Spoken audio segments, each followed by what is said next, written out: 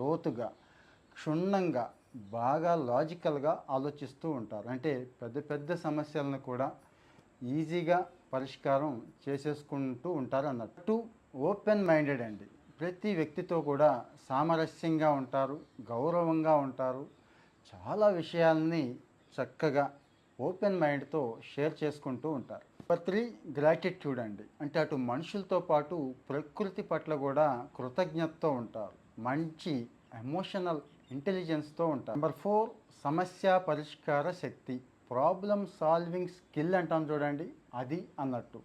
ఎలాంటి సమస్యనైనా కానీ పాజిటివ్గా తీసుకుంటారు. అంటే సమస్యల్లోనే, ఇబ్బందుల్లోనే, బాధల్లోనే అవకాశం వెతుక్కుంటారు. ఫైనల్గా లెర్నింగ్లో ఉంటారు, నేర్చుకుంటారండి. ఎప్పుడు ఏదో ఒకటి నేర్చుకుంటారు. ఎక్కడో ఒక చోట ఆగిపోవటం అంటూ ఉండదు. అంటే జాబ్ లైఫ్లో కానీ, వర్క్ లైఫ్ కానీ, పర్సనల్ లైఫ్ కానీ నేర్చుకుంటూ ఉంటారు.